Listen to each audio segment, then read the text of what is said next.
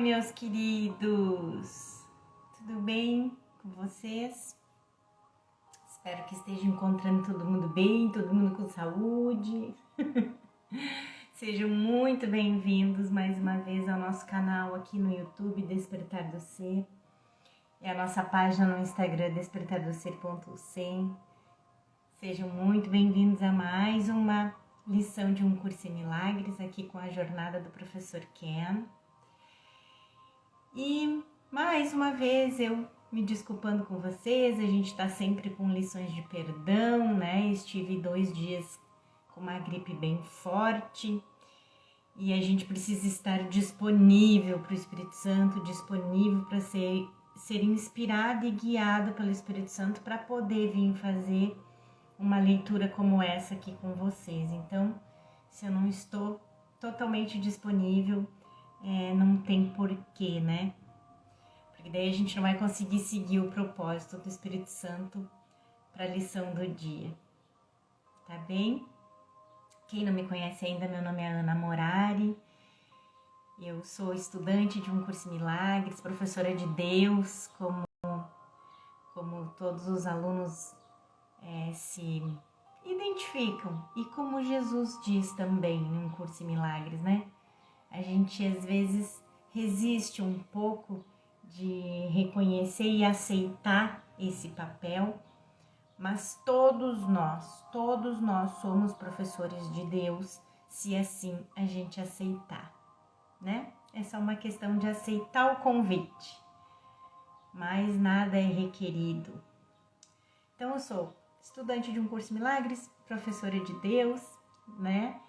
E estou aqui para compartilhar com vocês mais uma lição de um curso em milagres, que hoje é a lição 167. E antes da gente iniciar, a gente faz aquele movimento da mente, de voltar para a nossa mente certa, de ir até Jesus e até o Espírito Santo, ir até eles e nos colocar em total disponibilidade de aprender o que Jesus quer nos ensinar nessa lição 167. A gente estabelece a meta da paz, para que tudo que a gente for aprender aqui hoje seja para os propósitos do Espírito Santo, para o nosso despertar, para que a gente lembre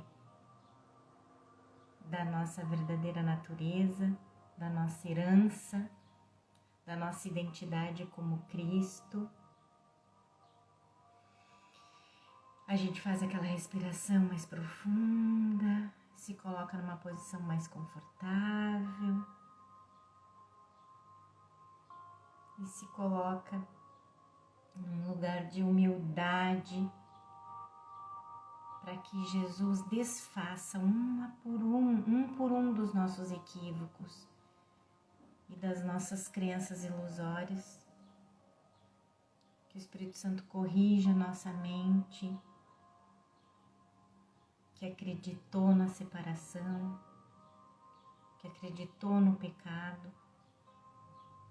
que todas essas crenças sejam corrigidas,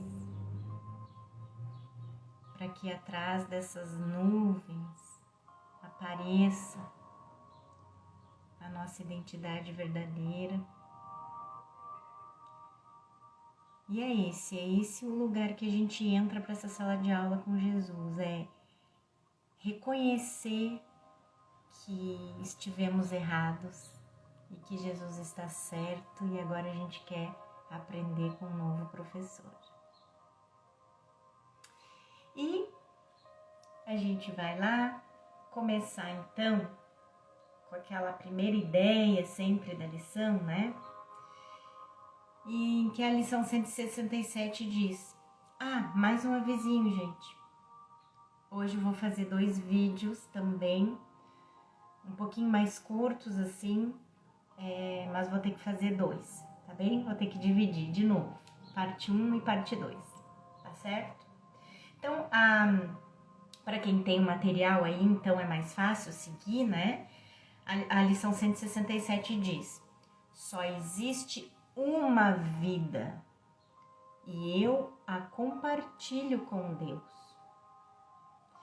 E o professor Ken faz uma introdução aqui, depois dessa primeira ideia, dizendo que essa lição amplia a ideia da lição 163, que diz não há morte, o Filho de Deus é livre. Aqui também Jesus fala sobre a morte e a contrasta com a vida. E ao fazer isso, reforça seu ensinamento sobre o contraste entre a mente e o corpo. Notem também o uso da palavra mente. No Curso em Milagres, mente é quase sempre colocada em maiúscula quando se refere às mentes de Deus e de Cristo. E não é colocada em maiúscula quando se refere à mente dividida do filho separado, que é a nossa mente errada, né? O ego. Essa lição, no entanto, é uma exceção a essa regra. Mente é colocada em letras minúsculas em toda a lição, enquanto em alguns momentos Jesus se refere à mente como espírito. E ele se refere, então, em alguns momentos Jesus se refere à mente como espírito e em outros como mente dividida, mas ele não coloca em letra maiúscula. Foi impossível colocá-lo em letras maiúsculas por causa da estrutura da discussão, como vamos ver.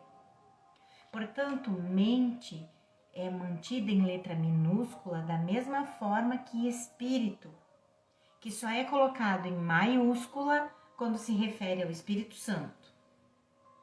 De outra forma, espírito, a essência da nossa identidade como Cristo, aparece em letra minúscula. Então entendido. Quando ele fala mente com letra maiúscula é porque ele está se referindo ao Espírito Santo, né? Sendo que em todo o resto do livro, mente com letra maiúscula era só referindo-se a Deus e a Cristo. Nessa lição, ele vai usar a letra maiúscula referindo-se ao Espírito Santo, quando está se referindo ao Espírito Santo, mas quando ele está se referindo a Espírito como a nossa essência, como a nossa identidade como Cristo, ele usa a letra minúscula. Por isso que é importante vocês seguirem comigo com o material. Se vocês não têm o material da jornada, esses 7 volumes que a gente usa aqui nessas lições, peço que vocês entrem em contato comigo pelos comentários, no direct do Instagram, que eu envio o PDF para vocês, tá? Por isso é importante seguir, porque como ele usa essas coisas de letra maiúscula e muitas vezes a gente fica meio perdido por causa das pontuações, às vezes ele usa frases bem longas. Quando quem é visual, né, gosta de ler, consegue compreender melhor, é importante ter o material para acompanhar a aula. E a gente vai agora, então, depois dessa introdução do professor Ken, para o primeiro parágrafo mesmo da lição, que Jesus diz: não existem tipos diferentes de vida, pois a vida é como a verdade, não tem graduação. É a única condição na qual tudo o que Deus criou compartilha. Como todos os seus pensamentos, a vida não tem oposto. Então, como todos os seus pensamentos com letra maiúscula, seus e pensamentos. Então, quer dizer que está se referindo aos pensamentos de Deus. Os pensamentos de Deus não têm opostos. De maneira nenhuma existe ideia de dualidade. É unicidade, né? E o professor Ken comenta então esse parágrafo dizendo que isso corrige nossos pensamentos sobre a vida, na qual acreditamos que existem formas diferentes no que comumente chamamos de grande cadeia de seres unicelulares como amebas até complexos mamíferos. Em acréscimo existem as categorias de seres vivos e não vivos, tais como animais e minerais. Jesus enfatiza que não existe hierarquia em ilusões.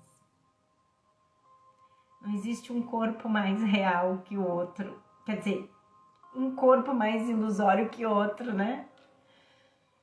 Existe vida e não vida. E, em última instância, tudo que se apresenta em forma é não vida, né? Sem nenhum degrau intermediário. Como lemos novamente nesse parágrafo muito importante do capítulo 23, em que Jesus enfatiza: não há vida fora do céu. Onde Deus criou a vida, lá ela tem que estar. Em qualquer estado à parte do céu, a vida é ilusão. Na melhor das hipóteses, parece vida. Na pior, parece morte. No entanto, os dois são julgamentos sobre o que não é vida. São iguais na sua falta de acuidade e de significado. A vida fora do céu é impossível, e o que não está no céu não está em lugar nenhum. Fora do céu existe apenas o conflito de ilusões, sem sentido, impossível e além de toda a razão, mas apesar disso percebido como uma eterna barreira para o céu. Ilusões não são senão formas. Seu conteúdo nunca é verdadeiro. A morte não existe. Mais uma frase, o professor Ken traz mais uma frase da lição. A morte não existe, porque o que Deus criou compartilha da sua vida, compartilha da vida de Deus. Então, a vida não tem opostos. Como Jesus nos diz no início do livro-texto, lá na introdução, o oposto do amor é o medo. Mas aquilo que tudo engloba, que tudo abrange, né, não pode ter opostos. Portanto, o medo não existe.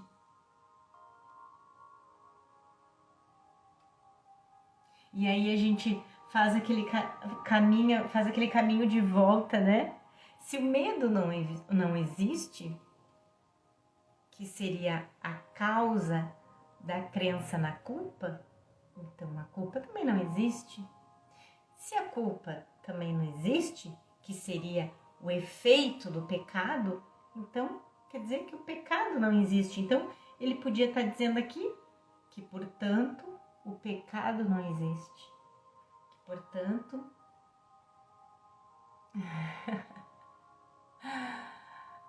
a culpa não existe e, portanto, o medo não existe.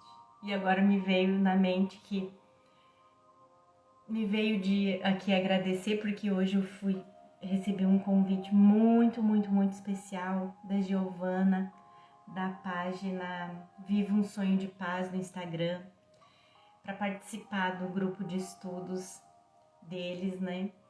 E Alvorada, se não me engano, o nome do grupo de estudos. E a lição que eles estavam fazendo hoje no grupo deles era justamente isso: o pecado não existe. E nossa, foi um momento de cura assim incrível, gente.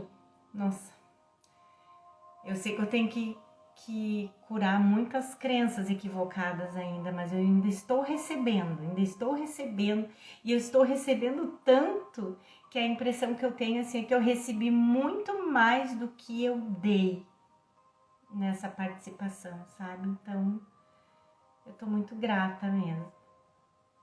E agora vem essa frase aqui, né? Então, se o medo não existe, a culpa não pode existir. Se a culpa não pode existir, o pecado não existe também, né? Nesse mundo, pensamos que a morte é o oposto da vida. Mas, uma vez que, como perfeita unicidade, a vida é tudo que existe, não há nada fora dessa unicidade. E ele traz aqui essa frase do capítulo 29, que Jesus diz: pois se ele é a soma de todas as coisas, Deus, né? Então o que não está nele, em Deus, não existe.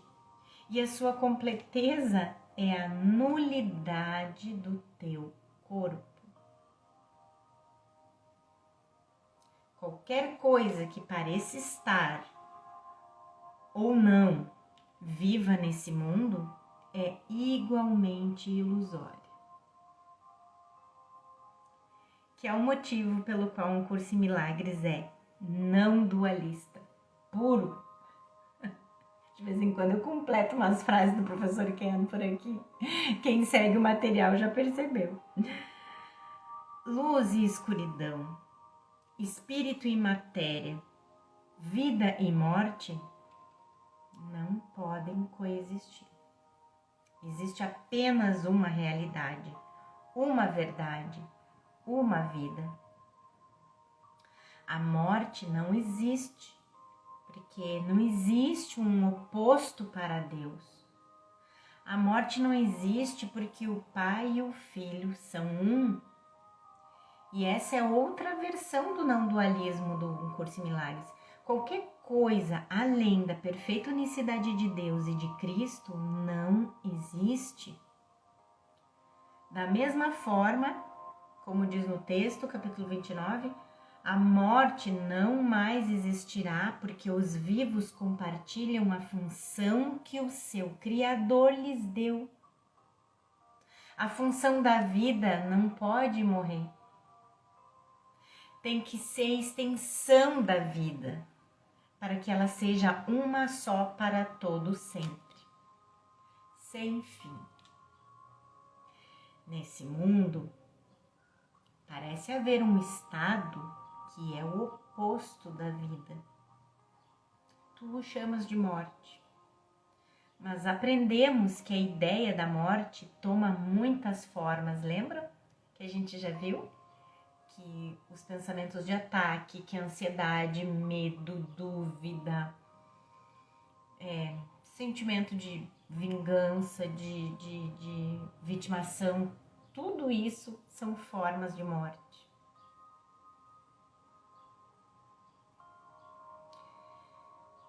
A palavra-chave dessa frase, então, que Jesus colocou aqui na lição, a palavra-chave é parece. Então, eu vou ler de novo, tá? Preste atenção nessa palavra parece aqui nesta frase.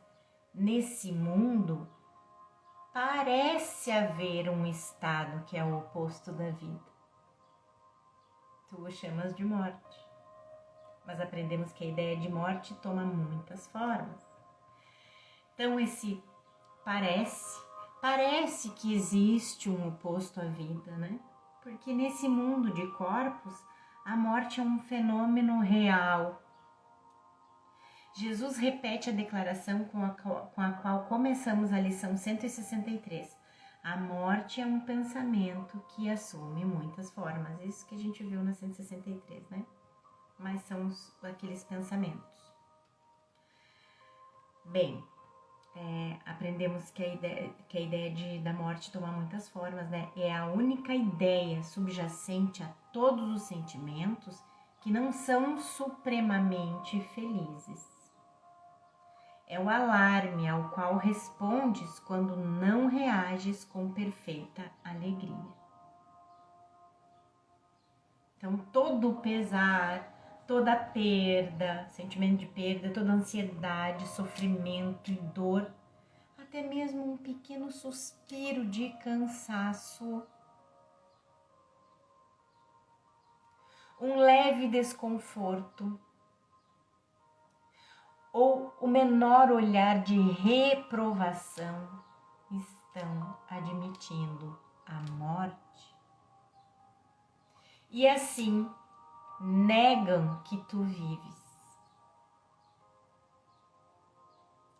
Qualquer coisa nesse mundo é uma ilusão, o professor Kennedy aqui comentando pra gente.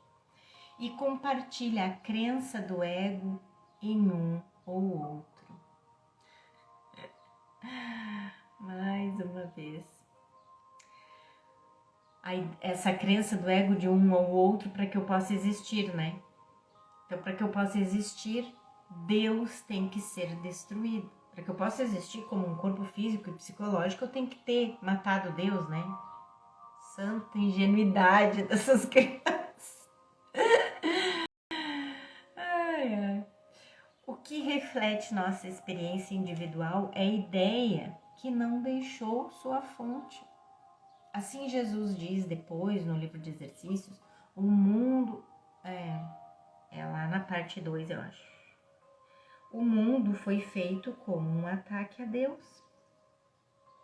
Isso expressa o pensamento tudo ou nada que vimos antes, quando ele disse que uma leve pontada de aborrecimento não é nada além de um véu jogado sobre intensa fúria.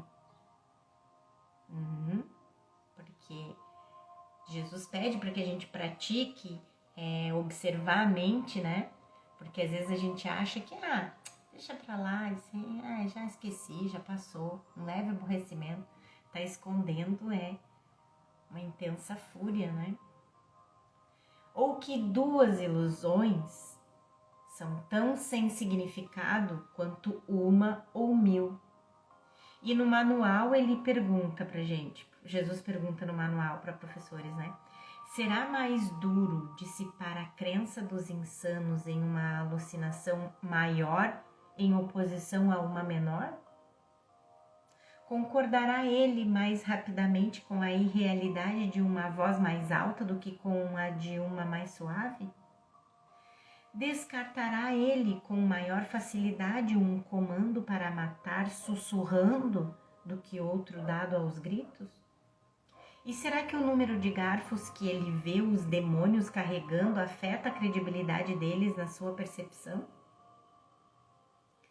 A sua mente categoriza tudo isso como real, portanto, tudo é real para ele. Quando ele se der conta de que são ilusões, elas desaparecerão. Portanto, qualquer coisa que reflita a nossa existência como uma personalidade vivendo em um corpo é parte do sistema de pensamento ilusório de separação.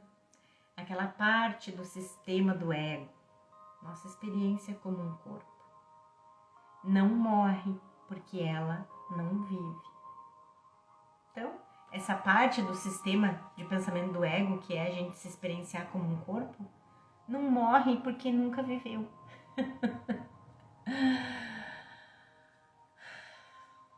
Corpos não existem, né? São projeções, imagens projetadas de pensamentos equivocados. E aqui Jesus diz na lição: pensas que a morte é do corpo. Na verdade, pensamos que a doença, fome e relacionamentos especiais são do corpo, assim como a morte. Uma vez que acreditamos ser corpos, acreditamos que cada experiência, problema e solução é do corpo também. Além disso, como Jesus nos lembra no texto, é impossível que tu, que te vês dentro de um corpo, conheças a ti mesmo como uma ideia? É muito difícil, né, gente, para nós ainda. A gente que se vê dentro de um corpo, reconhecer a gente mesmo como uma ideia, um pensamento de Deus. Tudo que reconheces, identificas com coisas externas, algo fora de ti.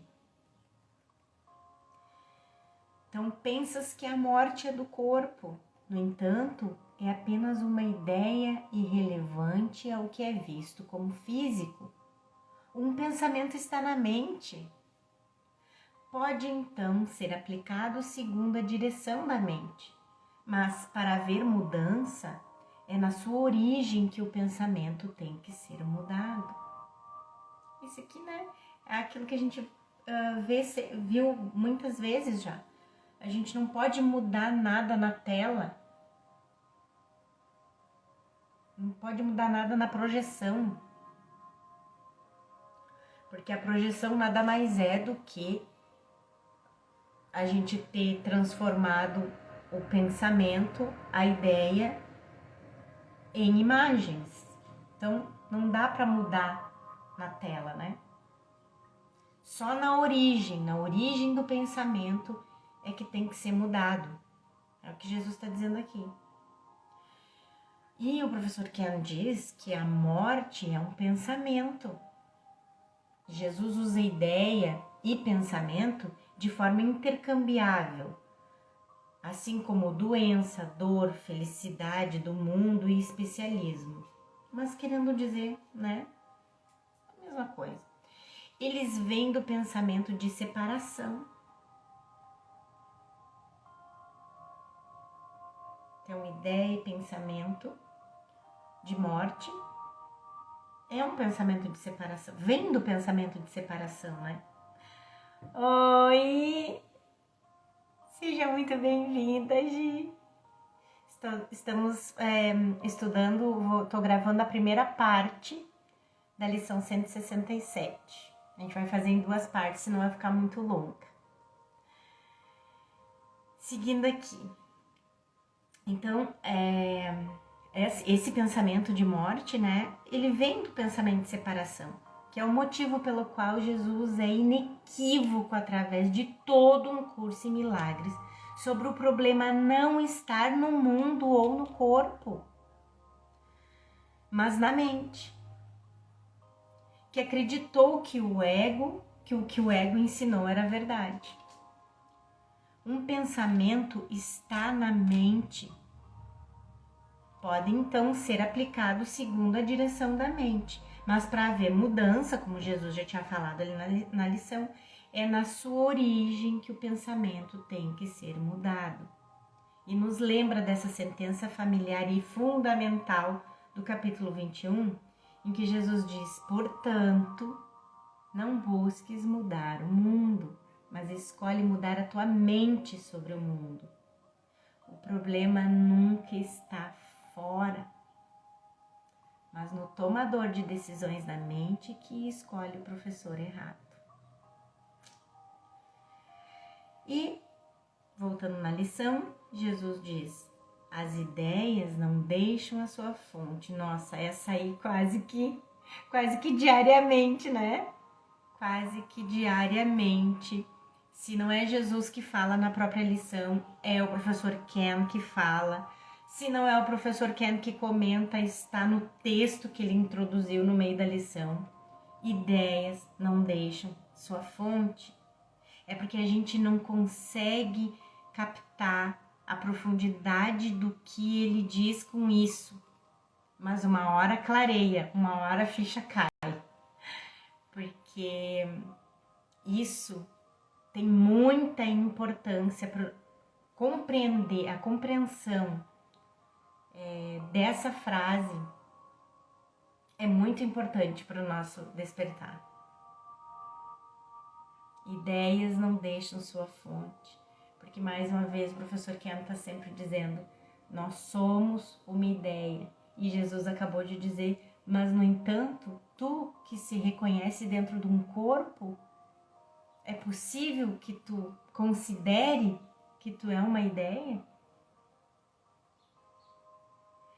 Mas em última instância, sim, somos uma ideia, um pensamento de Deus. E se ideias não deixam sua fonte, nós nunca deixamos nossa fonte. Então, aí também, né, a ênfase que esse curso dá a essa ideia se deve à sua centralidade nas nossas tentativas de mudar a tua mente sobre ti mesmo. Tá aí, pronto, nem precisava ficar falando. Jesus já falou e o professor Ken vai enfatizar de novo. Então, estamos todos acostumados com esse ensinamento. E Jesus nos mostra que entender que ideias não deixam sua fonte é fundamental para a compreensão do sistema de pensamento do seu curso. Na verdade, você não pode entender um milagre ou um perdão, nem aplicá-los, sem que o princípio de que a ideia de um mundo, corpo ou problema externo nunca deixou sua fonte, que está na mente. Nesse sentido, a nossa mente unificada, separada, né? O ego. Causa e efeito, fonte e ideia são unificadas e permanecem uma e a mesma. A diferença é que a ideia efeito parece estar fora da mente causa.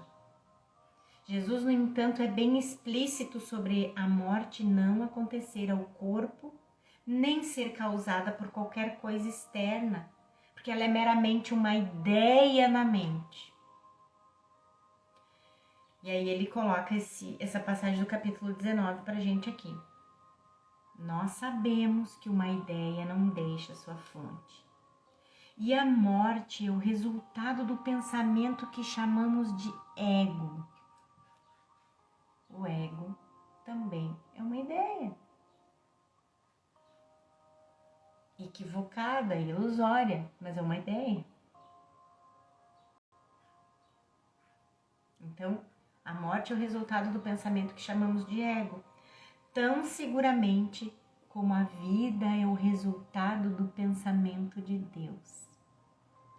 O cerne desse pensamento, mais uma vez, é que Deus tem que morrer para que eu possa viver.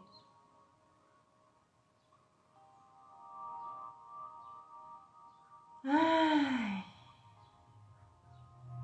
de vez em quando a gente, né, precisa dar uma respirada. Então, de novo, as ideias não deixam a sua fonte. A ênfase que esse curso dá a essa ideia se deve à sua centralidade nas nossas tentativas de mudar a tua mente sobre ti mesmo. É a razão pela qual podes curar.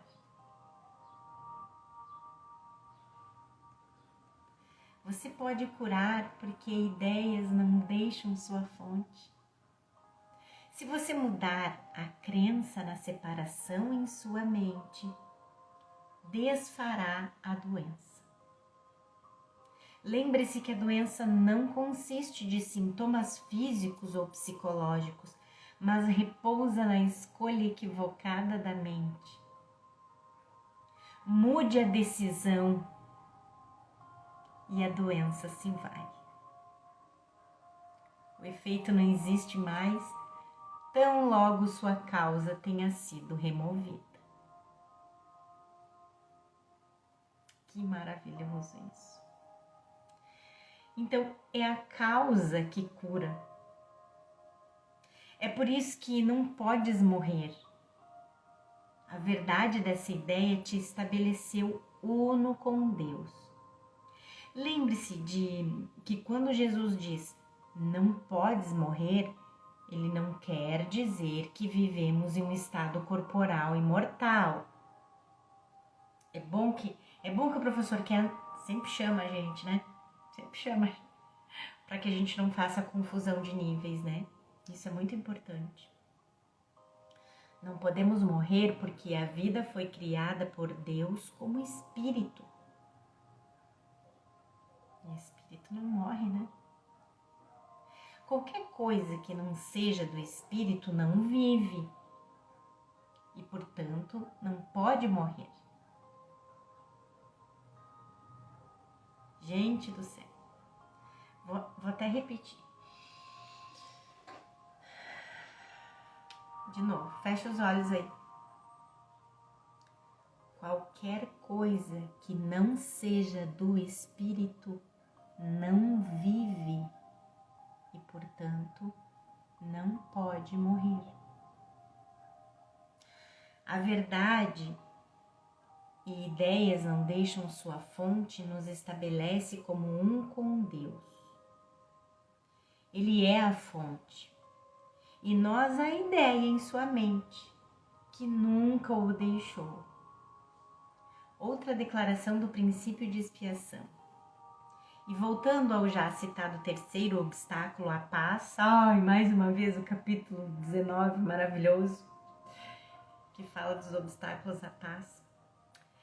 A atração pela morte, que é o terceiro obstáculo à paz, encontramos Jesus afirmando o mesmo ponto relacionado à morte. Ele diz que é um pensamento que nunca deixou sua fonte na mente, não tendo nada a ver com o corpo.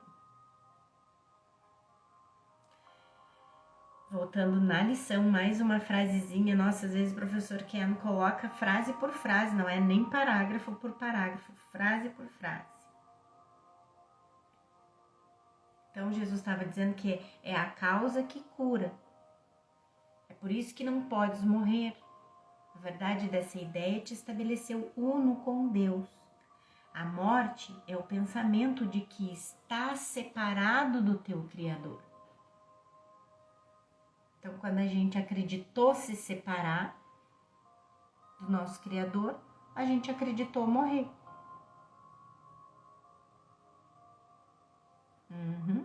Só que, não. Na verdade, é morte, né? Já. Isso aqui não é vida, né? Isso aqui não é vida, esse sonho. Até que a gente realmente perceba isso de verdade, vai um tempo de treino. Eu não percebo ainda.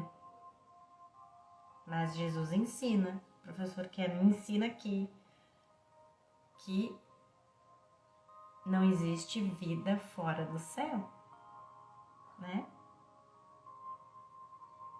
Então, a morte é o pensamento de que está separado do teu Criador. O ego diz que a separação é vida. Ele nos enganou e a gente se deixou ser enganado, né? Essa é a nossa realidade individual, originada na separação de Deus, que nos deu o nosso mundo, nosso especialismo e nossa morte. Então, a morte, que é o pensamento de que está separado do teu Criador, é a crença segundo a qual as condições mudam. As emoções se alternam devido às causas que não podes controlar, que não fizeste e nunca podes mudar. Então, aqui também ele está pegando aquela parte de que também os pensamentos de ataque, de dúvida, de medo, as emoções, né, todas negativas aí, são formas de morte, né? Em outras palavras, o que ele está dizendo ali, estou feliz em um minuto porque meus parceiros especiais estão sendo bons para mim. E infeliz no próximo porque não estão.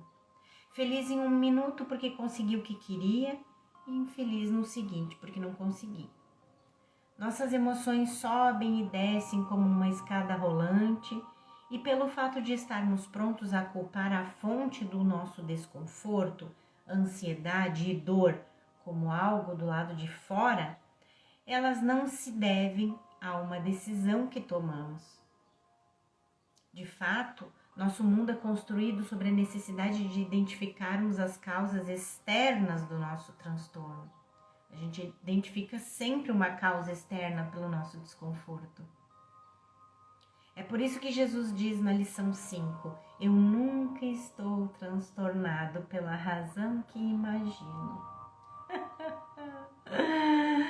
Ai, Jesus, Jesus, Jesus.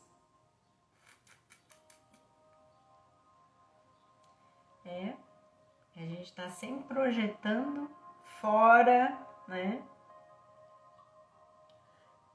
Para que a gente identifique algo fora como a causa do nosso desconforto, ansiedade, dor, né? Por isso que Jesus diz, viu só como... Nossa Senhora, cada vez eu acho mais importante essa jornada do professor Ken.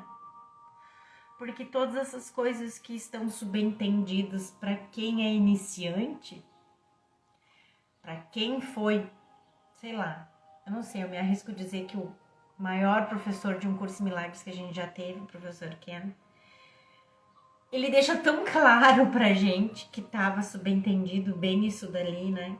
Que se não fosse com a jornada a gente não teria essa ficha caindo, né? Então, claro que eu nunca estou transtornado pela razão que imagino. Porque o ego só me ensinou a encontrar, cadê aqui, ó? Ele só nos ensinou a identificar as causas externas. Tudo que o ego fez foi para que a gente esquecesse que a gente é mente e nunca mais retornasse para a mente. Então, o que a gente só vai identificar? Tudo fora, e fora, e fora. Por isso que tu nunca tá transtornado pela razão que imagina. Porque tu tá sempre transtornado por algo lá fora. Alguém que fez alguma coisa, que não fez alguma coisa, que disse alguma coisa, que não disse alguma coisa.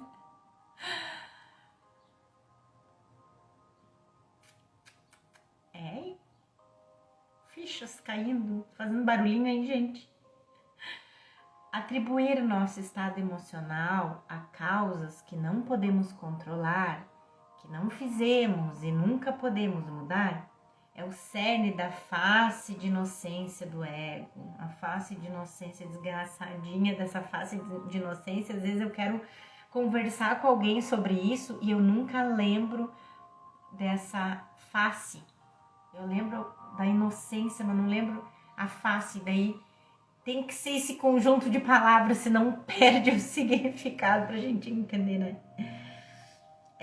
O cerne da face de inocência do ego, né? Eu estava feliz até que essa pessoa disse isso pra mim.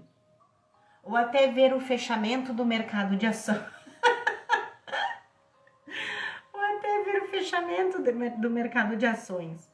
Não fui eu que fiz minha miséria. Algo externo a impingiu a mim e mudou meu estado mental pacífico. Eu estava feliz até aquele pontinhos, pi, me fechar no trânsito. Ai, ai. Como é bom começar a enxergar além, né, gente?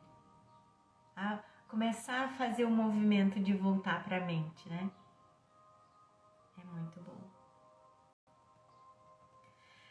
Voltando na lição. Então, mais uma vez, a morte é o pensamento de que está separado do teu Criador. É a crença fixa segundo a qual as ideias podem deixar a sua fonte e adquirir qualidade que a fonte não contém, tornando-se diferentes de sua própria origem, a parte dela em espécie, assim como em distância, tempo e forma. O ego fez magistralmente um mundo para introduzir uma brecha aparente entre causa e efeito, a escolha errada da mente e nossa aflição. A causa na mente parece anos-luz distante do problema percebido e, portanto, é desconhecida para nós. No entanto, todos os nossos problemas derivam da crença ilusória de que ideias realmente deixam sua fonte. Assim, a razão pela qual estou transtornado é que escolhi o ego em vez do Espírito Santo. Dessa forma, tornando real a diminuta e louca ideia, assim como tornando real o pecado, a culpa e medo e morte. Essa decisão... Ai, gente, tinha esquecido de deixar no silencioso. Eu recém pensei, será que eu deixei no silencioso? Mas, olha só, foi um recadinho aqui da Maria Amélia, do Grupo Mera no Telegram.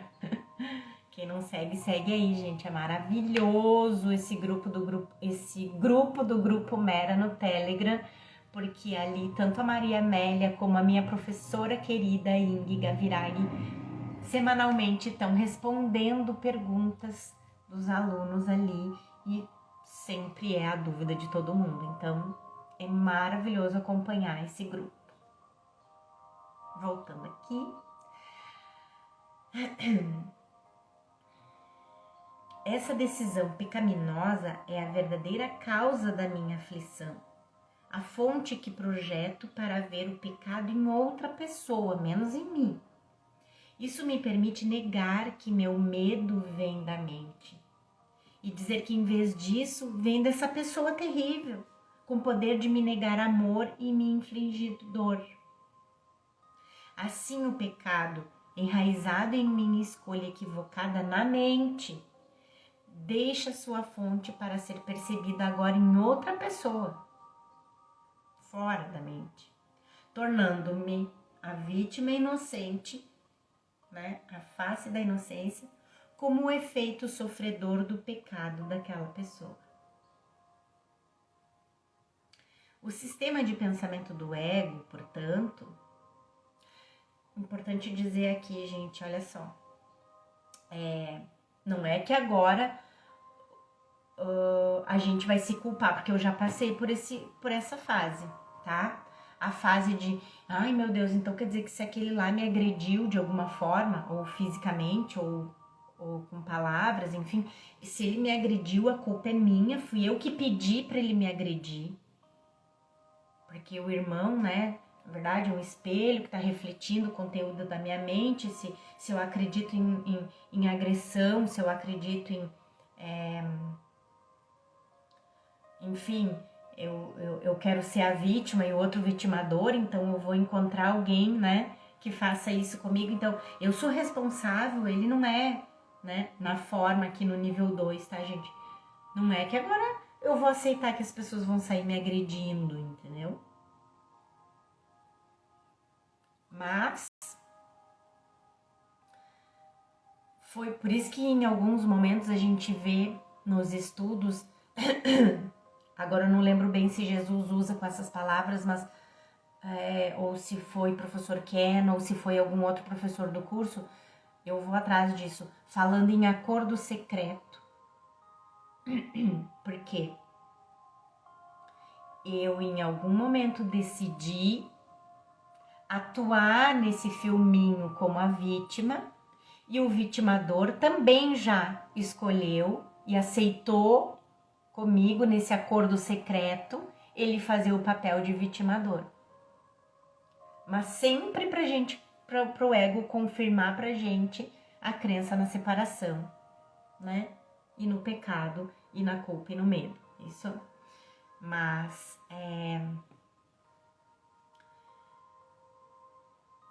então eu me percebo a vítima inocente e o outro e sofredora do pecado da outra pessoa, mas a pessoa já aceitou fazer esse papel. As duas têm que ter aceitado, uma tem que ter aceitado fazer o papel de vítima, o outro aceitado fazer o papel de vitimador, entendeu? É que nem quando, por exemplo, a gente de alguma maneira tá transtornado, tá irritado, tá bravo, e aí vai encontrar com outra pessoa lá, e aí a outra pessoa também explode, né? A outra pessoa explode não é porque eu cheguei mal-humorada e a culpa é minha dela explodir também. Não, ela já tinha decidido também escolher o ego. E a gente só se afinou nessa escolha equivocada. Os dois fragmentos de mente se alinharam com a escolha equivocada. Mas eu não posso, eu agora, me culpar, me sentir culpada, dizendo, a pessoa tava tão bem, que nem aconteceu com a minha filha, né, gente? Você sabe que a minha maior sala de aula é a minha filha, né? E aí tava assim, eu tava irritada com alguma coisa, e aí cheguei na escola para pegar ela, e aí ela já me viu com aquela cara emburrada, já ficou emburrada, e aí já disse que eu tava muito feliz, pronta para te dar um abraço, te receber de braços abertos, feliz aqui na escola, e tu chega com essa cara de longe, eu já vi que tu tava com essa cara, e tu fez eu ficar de mau humor também. Tá, aí eu já fui querer cair na culpa. Só que dei um passo para trás com Jesus, aquela história toda. E aí, conforme fomos chegar em casa, conversar, daqui a pouco começou a vir tudo à tona. Ela já tinha escolhido estar no ego Porque ela já estava lá brigando na escola, estava com desavença com os colegas, a mãe de um dos colegas já se meteu, e aí ficou contra ela, a favor do filho, e eu não estava nem sabendo. Mas ela já tinha escolhido estar no ego, então quando eu cheguei lá, não é que ela estava às mil maravilhas e ficou de mau humor porque me viu de cara fechada. Não tem como o outro seguir na mesma linha de escolha do ego se ela já não tiver escolhido antes. Porque senão o que vai acontecer?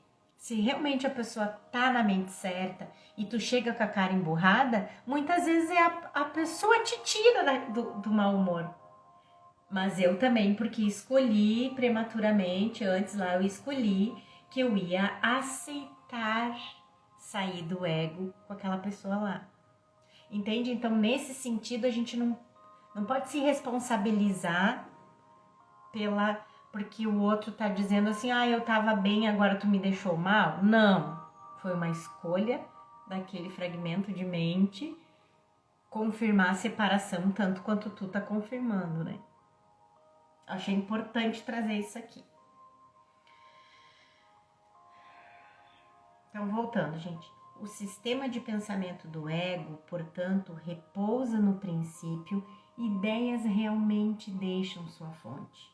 O Filho de Deus deixou seu Pai e se tornou um ser independente.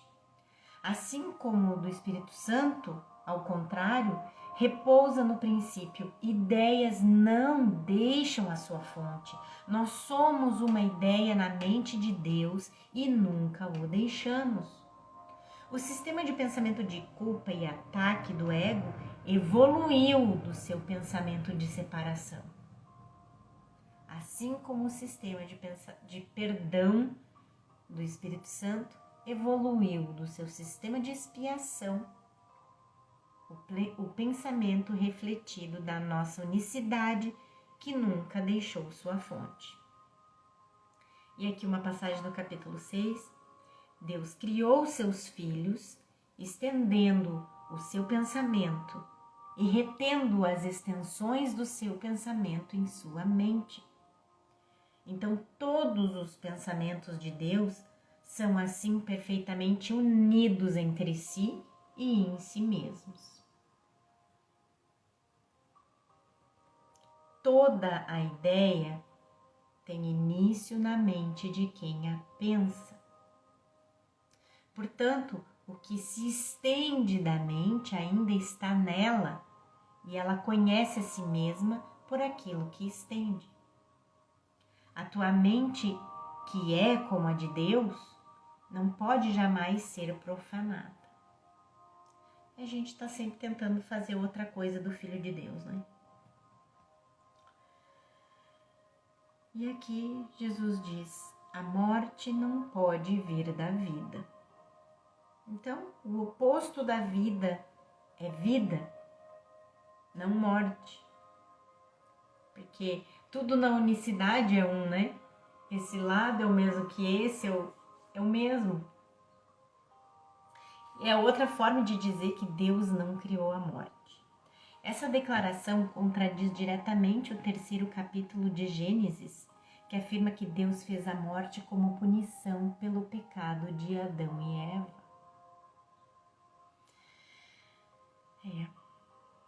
Muitos equívocos, né, gente? A gente mesmo foi ensinando pra gente mesmo. Mais equívocos.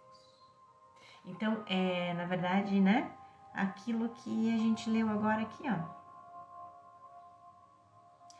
O sistema de pensamento de culpa e ataque do ego evoluiu do seu pensamento de separação, né?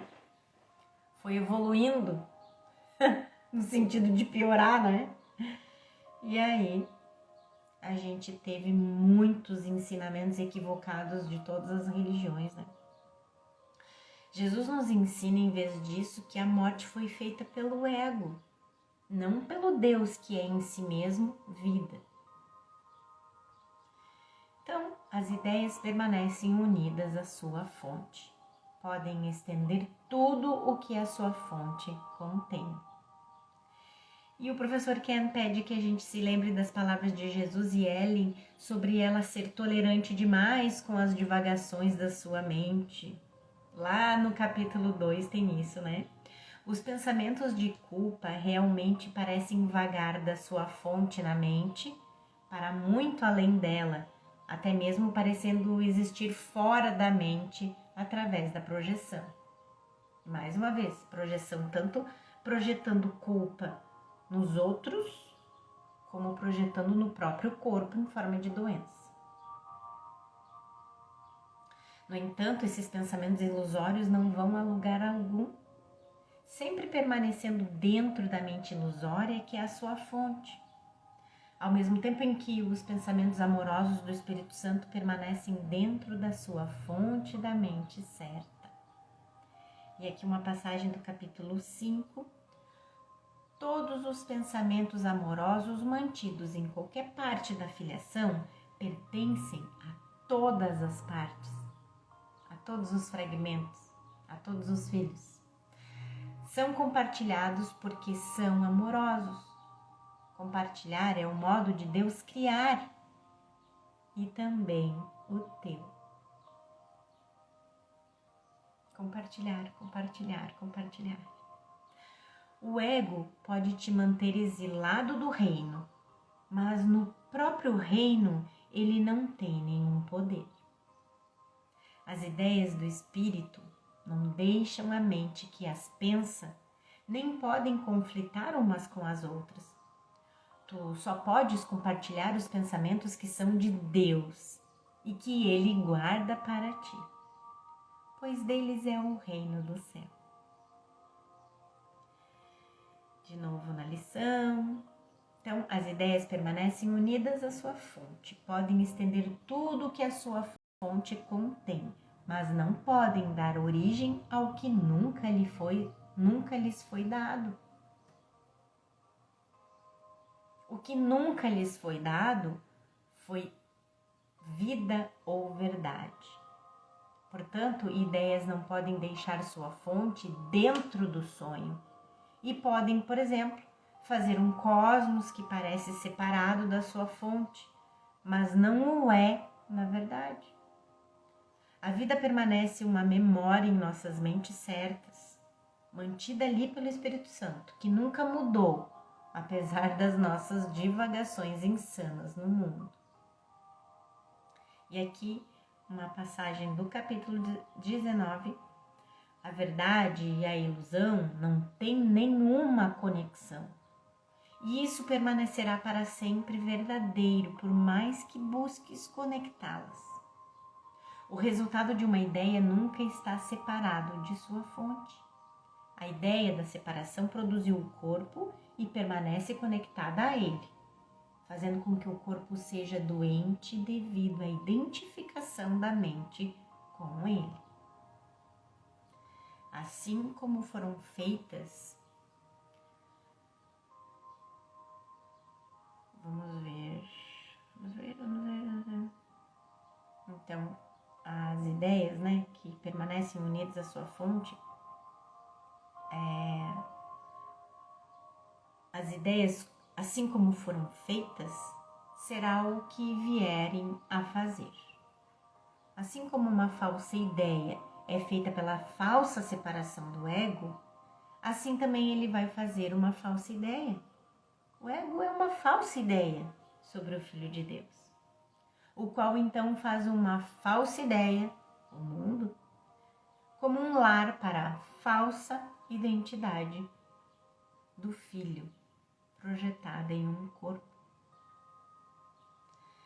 E assim como foram feitas, será o que vierem fazer. Assim como nasceram, farão nascer, e de onde vieram, para lá retornarão. Então, elas vão retornar para o lugar de onde vieram, porque ideias não deixam sua fonte. O ego não pode fazer nascer a vida que nunca foi dada a ele. Ah, tá, gente, pelo amor de Deus, eu tava aqui pensando, meu Deus, até o final da lição eu tenho que entender isso, porque eu não tava entendendo. Mais uma vez, vou voltar ali, porque vocês podem não ter entendido assim como eu. As ideias permanecem unidas à sua fonte. Podem estender tudo o que a sua fonte contém, mas não podem dar origem ao que nunca lhes foi dado.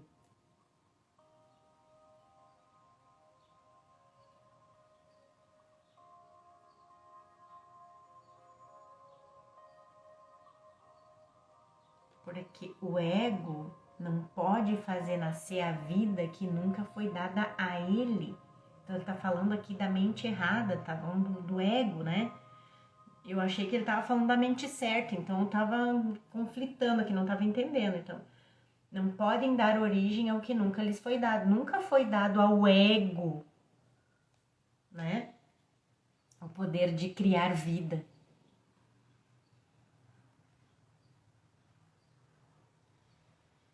Então, o ego não pode fazer nascer a vida que nunca foi dada a ele.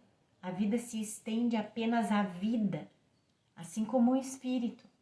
E ilusões projetam apenas para ilusões. Em outras palavras, vida cria vida. Ilusões fazem ilusões, sem conexão entre elas. Mais uma vez, é isso que estabelece um curso em milagres como um sistema não dualista. Deus não tem nada a ver com um mundo que ele não conhece, porque ele está fora da sua mente.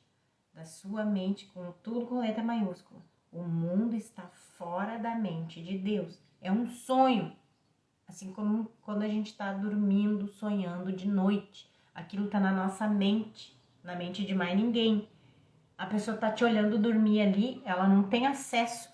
Eu tô vendo minha filha dormindo, se debatendo ali, tendo pesadelo. Eu não tenho acesso às ilusões lá da mente dela, não tem. Se o mundo fosse realmente o oposto de Deus, seria real. Mas não existe oposição a Deus, né? A mente, então, pode pensar que dorme, mas isso é tudo. Ela pode pensar que dorme, mas, né? Podemos pensar que somos separados de Deus e habitamos um corpo em um mundo que é real, mas não podemos estabelecer a realidade, como Jesus nos lembraria se apenas o escutássemos. Lá no capítulo 14. A tua tarefa não é fazer a realidade. Ela está aqui na mente, né, gente? Que eu também, quando ele falava está aqui, eu achava que era aqui no mundo, aqui, né? Aqui. Ela está aqui, sem a tua participação em fazê-la, mas não sem ti.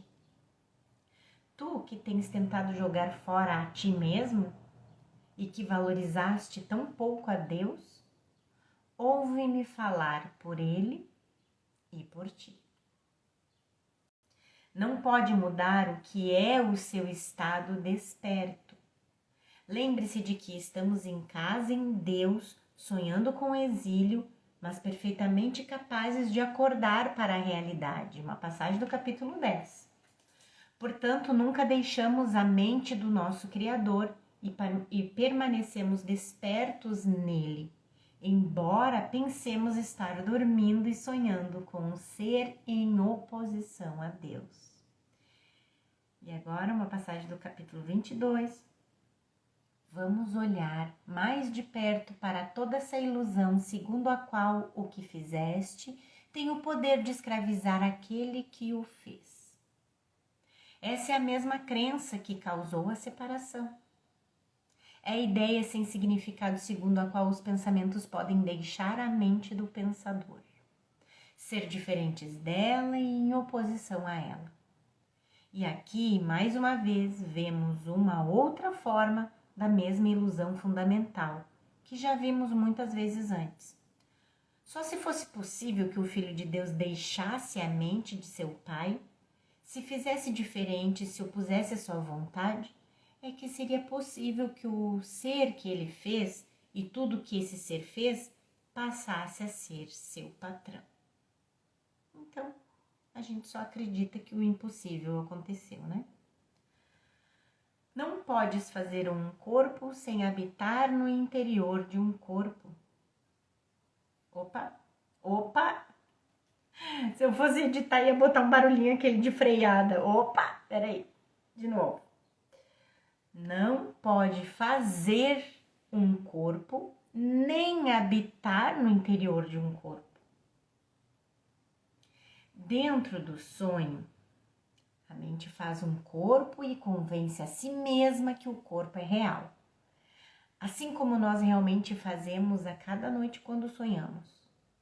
No entanto, sonhos permanecem sonhos. Quer nossos corpos estejam dormindo ou acordados, e seu conteúdo ilusório não pode estabelecer a realidade. Portanto, a mente não pode habitar dentro de um corpo que não existe. Se é que é possível, é o corpo que habita dentro da mente, porque o pensamento de separação nunca poderia deixar a si mesmo. O corpo incorpora esse pensamento, agora percebido na forma, mas, uma vez que ideias não deixam sua fonte, não pode haver corpo fora da mente. Ideias, capítulo 26. Ideias não deixam a sua fonte e os seus efeitos apenas parecem estar à parte delas. Ideias são da mente. O que é projetado para fora e parece ser externo à mente não está fora em absoluto, mas é um efeito do que está dentro e não deixou a sua fonte. Meus queridos, pessoal amado, acho que a gente até já passou de 1 hora e a gente tem mais umas 6 páginas. Então, como eu tinha avisado vocês no início dessa lição, eu volto logo mais para a gente finalizar a lição 167 a partir do parágrafo 6 da lição, tá bem? Que diz: aquilo que é alheio à mente não existe porque não tem fonte. Mas aí a gente segue na parte 2, tá bem? Gratidão por estarem comigo até aqui. Até mais.